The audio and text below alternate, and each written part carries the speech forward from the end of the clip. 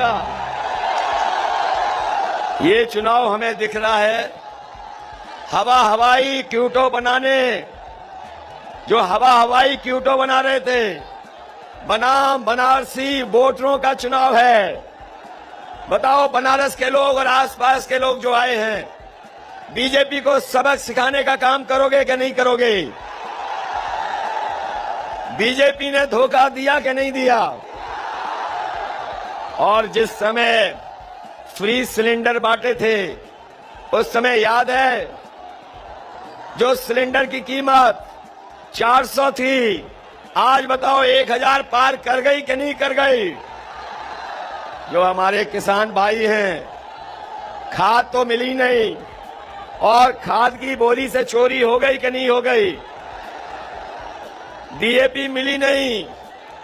इस बार बीजेपी वाले भी चुनाव के बाद ढूंढने में नहीं मिलेंगे। जिन्होंने डीएपी खाद गायब कर दी, याद रखना, इतना वोट इनके खिलाफ पड़ने जा रहा है कि चुनाव के बाद ये बीजेपी वाले ढूंढने को नहीं मिलेंगे। इसलिए हम आपसे निवेदन करना चाहते हैं, अपील करना चाहते हैं कि समाजवादियों ने जहां पर मैनिफेस्टो में ये कहा है कि समाजवादी सरकार बनेगी तो न केवल भर्ती निकालेंगे फौज की, पुलिस की, बल्कि जो 11 लाख पद खाली हैं, उन पदों को भी भरने का काम समाजवादी सरकार में होगा।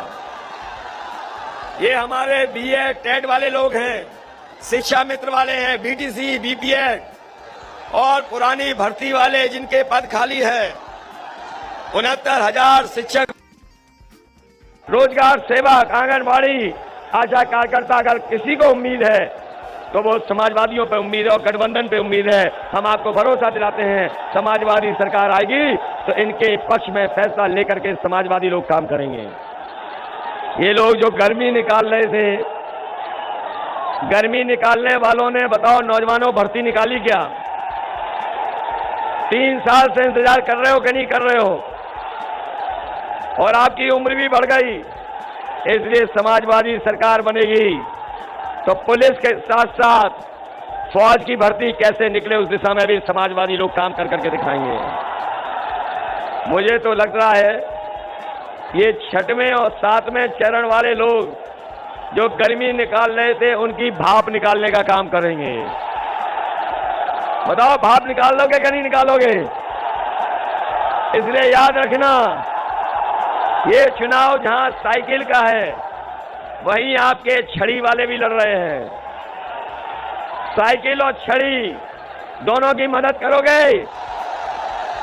और मुझे खुशी है इस बात की, जहां से चुनाव शुरू हुआ था, पश्चिम से चुनाव शुरू हुआ था, इस बार आरएलडी और गठबंधन के लोगों ने भारतीय जनता पार्टी का हमेशा के लिए खात्मा पश्चिम में कर दिया है।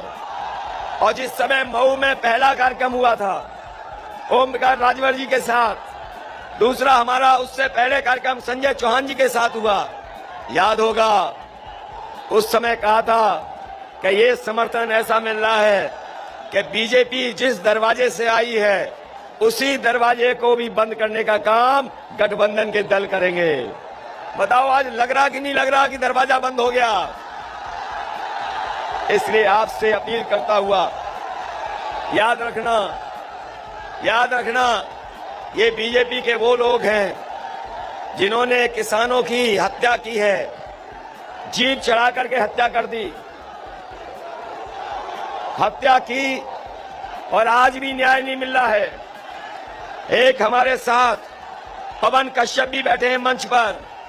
ये वो नौजवान है जिसका भाई पत्रकार था और जिस समय वो वहां पर मौके पे था, मौके पे उसकी जान चली गई, पत्रकार भाई की। मैं इस मौके पर मैं पवन के साथ साथ ये जो पवन दिखाई दे रहे हैं, ये वो हैं जिनके भाई की जान, याद कीजिए, लखीमपुर में गई थी। अभी तक न्याय नहीं मिला है। मैं पवन और तमाम